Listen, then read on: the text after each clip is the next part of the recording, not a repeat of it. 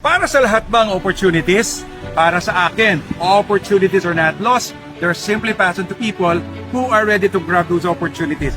Yes, ang mga opportunity ay para sa taong preparado, ready na i-capture ito anytime, in any place, at the right time. Pag ready kang makapture yung opportunity, para sa iyan.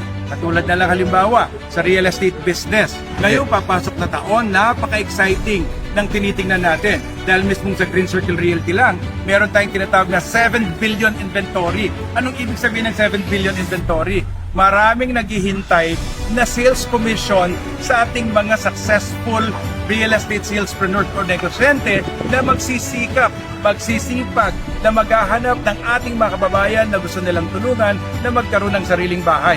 Siyempre, pag marami kang natulungan na magkaroon ng sariling bahay, malaki ang naghihintay sa iyo na kita. Yun ang tinatawag nating unlimited income.